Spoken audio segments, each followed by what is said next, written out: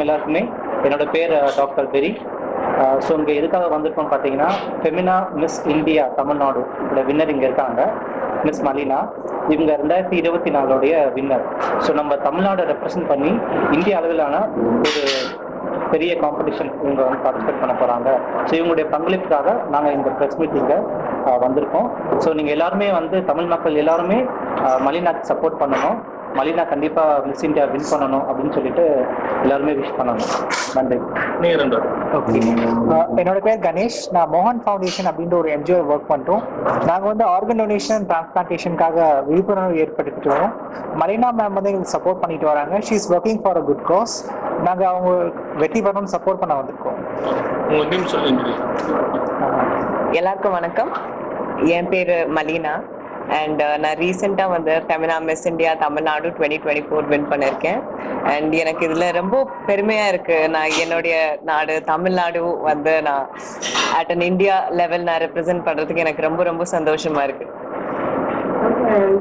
என்ன மாதிரி ஒரு காம்படிஷன் இருக்கு, என்னென்ன ரவுண்ட்ஸ் இருக்கு, இப்போ மிஸ் இந்தியா எப்போ நடக்க போகுது?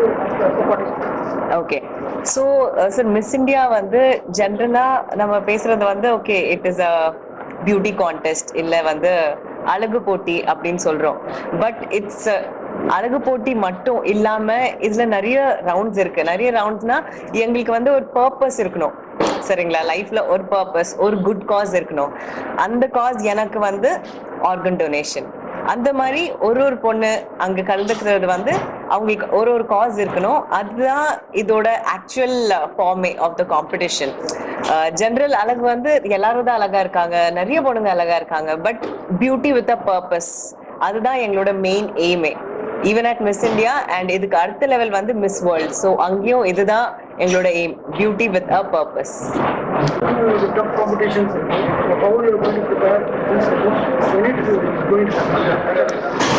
Yes sir. So competition வந்து it starts from 27th of September. So 27th of September தான் first day அங்க நாங்க arrival ஆக போறோம். And competition of course tough-ஆ இருக்கும் because 30 states இருக்காங்க. 30 statesலேருந்து ஈச் ஸ்ட்ராங்கஸ்ட் பொண்ணு எடுத்திருக்காங்க. ஸோ ப்ரிப்பரேஷன்ஸ் நான் வந்து இப்போ 1 year-ஆ இல்லை, என்னோட ப்ரிப்பரேஷன்ஸ் வந்து ரொம்ப நிறைய இயர்ஸாக போயிட்டு இருக்கு சார். ஸோ நான் ஸ்டார்ட் பண்ணது வந்து 2018-ல இதுக்கான நான் படிப்பு படித்தேன். அதுக்கப்புறம் வந்து மாடலிங் பண்ணேன், ஆக்டிங் பண்ணேன். And all through these years வந்து I have been preparing for it. And இந்த ப்ரிப்பரேஷன் வந்து it's not only like facial features, அதுக்கப்புறம் ஃபிட்னஸ், அது இல்லாமல் வந்து நிறைய மென்டல் ப்ரிப்பரேஷன் இருக்குது இதில். உங்கள் mental emotional strength, mental strength, physical strength எல்லாமே இதில் வந்து நல்ல ஒரு சேலஞ்ச் பண்ணுறாங்க. So all in all it is like ஒரு crash course for the whole life. So yeah, நான் ரொம்ப சந்தோஷமா இருக்கேன் to be a part of இந்த காம்படிஷன். Sorry sir. ஸோ இதுக்கு முன்னாடி நான் 2 படம் பண்ணியிருக்கேன் சார். ஸோ ஃபர்ஸ்ட் படம் வந்து பார்த்தீங்கன்னா அஸ்வின்ஸ், அதில் வந்து ஒரு ஃபீமேல் சப்போர்ட்டிங் லீடாக பண்ணேன். அதுக்கப்புறம் மறக்கமா நெஞ்சம் சொல்லிட்டு ஒரு படம் வந்துச்சு, அதில் வந்து மெயின் ஃபீமேல் லீடாக பண்ணியிருக்கேன். அண்ட் இதுக்கப்புறம் அடுத்த படங்களுக்கு வந்து இட்ஸ் ஆன் டாக்ஸ். கூடிய சீக்கிரம் ஐ வில் சைன் இட். நிறைய கான்ட்ரவர்சிஸ், நிறைய ஃபேஷன் ஷோஸ் நடக்குது, நிறைய மிஸ் இந்தியா ஷோஸ். அப்படி இருக்கும்போது என்ன மாதிரி ப்ராப்ளம்ஸ் இருக்குது? ஏன்னா கான்ட்ரவர்சின்னு போது அதை வந்து அவாய்ட் பண்ணுறது எப்படின்னு நீங்கள் ஃபீல் பண்ணுறீங்க? இல்லை மீறி ஏதாவது இருக்குதா? இல்லை அதுக்கான என்ன ஒரு ஸ்டெப்ஸ் இருக்குது? ஏன்னா உள்ளே வர்றவங்க எந்த மாதிரி ஒரு ஸ்டெப்ஸ் எடுக்கிறாங்க? ஏன்னா இப்போ நிறைய ஃபேஷன் ஷோஸ் நடத்தி ஒன்று ஒரு இது சொல்லிட்டு இருக்காங்க. சரி, நிறைய பொண்ணுங்களும் ஏமாறுறதுக்கான வாய்ப்பு இருக்குது. அப்படி இருக்கும்போது நீங்கள் அதுக்கான என்ன மாதிரி கண்டிப்பா சார். ஸோ இப்போ நிறைய காம்படிஷன்ஸ் நடக்குது. மிஸ் இந்தியா பத்தி நான் சொல்லணும்னா இது வந்து 60th எடிஷன். இதுல வந்து ஃபர்ஸ்ட் வின் பண்றவங்க வந்து சுஷ்மிதா சென், ஐஸ்வர்யா ராய், லாரா தத்தா, இவங்கெல்லாம் வந்து இந்த காம்படிஷன்ல தான் ஜெயிச்சிருக்காங்க. So this is the most trusted competition in India. அது இல்லாமல் இப்போ நிறைய சின்ன சின்ன ஈவெண்ட்ஸ் நடந்துட்டு இருக்கு.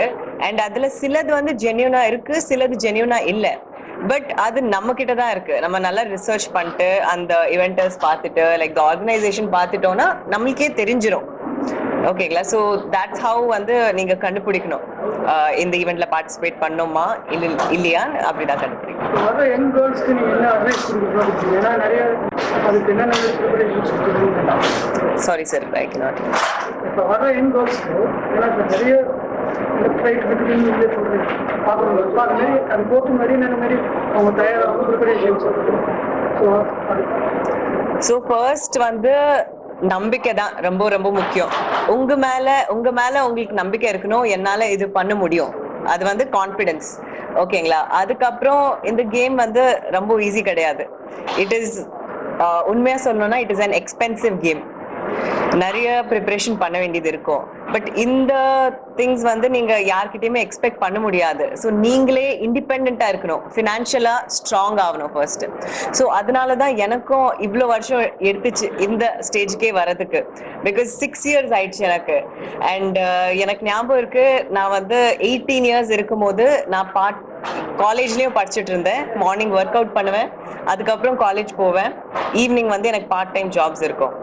அது வச்சு எனக்கு சேலரி வரும். அது வச்சு தான் நான் என்னோட ஃபர்ஸ்ட் பேர் ஆஃப் ஹீல்ஸ் வாங்கினேன் மிஸ் இந்தியாவில், அப்போ பார்ட்டிசிபேட் பண்றதுக்கு.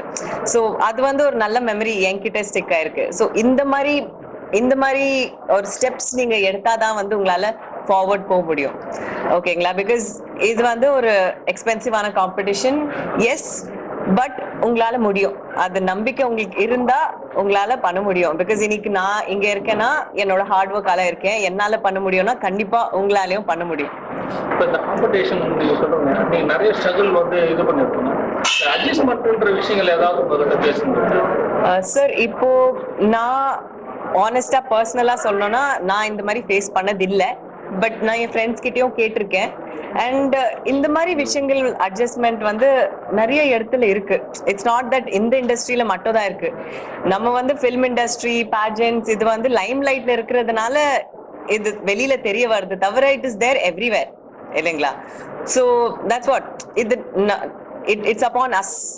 நம்ம கரெக்டா நடந்துக்கணும்னா, நம்மளுக்கு கரெக்டா தெரிஞ்சிருதுன்னா ஹவு டு பிஹேவ் வந்து I think we can overcome everything. இப்போ கேரளா இண்டஸ்ட்ரியில இஷ்யூ போயிருக்கு, அது எப்படி?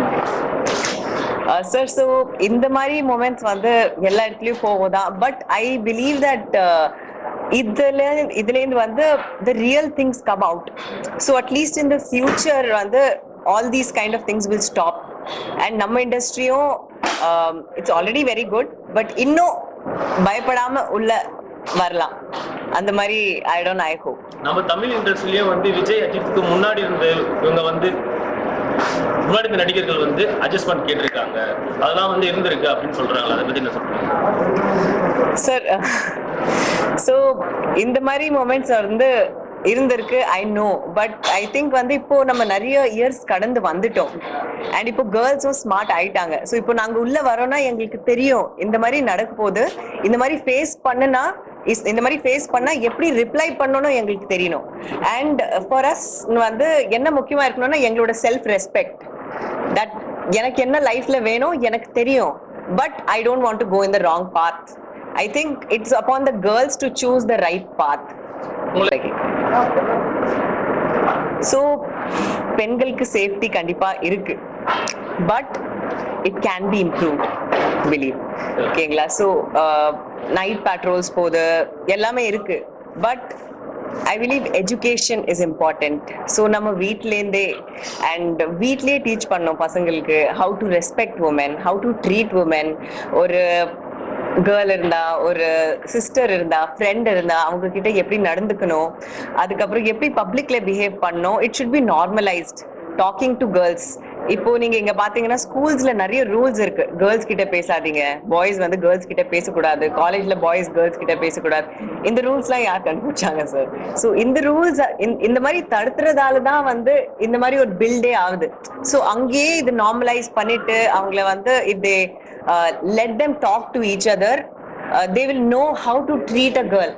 So அந்த மாதிரி பண்ணா I believe there'll be more safety, because boysக்கு தெரியும் அப்போ what a girl feels, எப்படி ஒரு பொண்ணு இருப்பா, and how to make them feel good. படத்துல நடிச்சிருக்கீங்களா? இது மாதிரியான விஷயங்கள் நீங்க வந்து ஸ்பேஸ் பண்ணிருக்கீங்களா? புரியல சார். படத்துல நடிச்சிருக்குல்ல இந்த மாதிரி விஷயத்த நீங்க ஃபேஸ் பண்ணிருக்கீங்களா? அட்ஜஸ்ட்மெண்ட் விஷயத்த வந்து என்னதான் நம்ம மேனேஜர் எது இது பண்ணாலுமே டைரக்டா வரும்போது நீங்க அந்த விஷயத்த வந்து ஃபேஸ் பண்ணிருக்கீங்களா? இல்ல சார், நான் 2 படம் பண்ணிருக்கேன் அண்ட் பை காட்ஸ் கிரேஸ் எனக்கு 2 ப்ரொடக்ஷன் ஹவுசஸும் சூப்பர் ப்ரொடக்ஷன் ஹவுசஸ் கிடைச்சிருக்கு. ஈவன் டைரக்டர்ஸ் வந்து ரொம்ப என்கிட்ட ரொம்ப பாசமா இருந்தாங்க. அண்ட் ஃபர்ஸ்ட் மூவி வந்து எனக்கு அஸ்வின்ஸ், அதுல வந்து எல்லாரும் ரொம்ப க்ளோஸ் ஆயிட்டாங்க அண்ட் ஒரு ஃபேமிலி மாதிரி இருந்தோம். ஆக்சுவலி 2 மூவிஸ்லயும் அந்த மாதிரி தான் இருந்தோம். செகண்ட் மூவில வந்து டைரக்டர் வந்து என்னோட அண்ணா மாதிரி ஆயிட்டாரு. ஸோ ஆமா, நான் அந்த மாதிரி ஃபேஸ் பண்ணதில்லை. I am so lucky. Camera அதுதான் சார், நான் ஆல்ரெடி சொன்னதுதான். அவங்களுக்கு தெரியணும், லைக் இப்போ என்னோட விஷன் கிளியரா இருக்கு. நான் வந்து பேஜன்ஸ் போகணும், மூவிஸ்லயும் பண்ணணும், ஆட்ஸ் பண்ணணும், மியூசிக் வீடியோஸ் பண்ணணும். But nothing is bigger than my self respect. எனக்கு என்னோட செல்ஃப் ரெஸ்பெக்ட் ரொம்ப ரொம்ப முக்கியம். ஸோ எனக்கு ஒரு லைன் இருக்கு, அந்த லைன் தாண்டி நான் போக மாட்டேன்.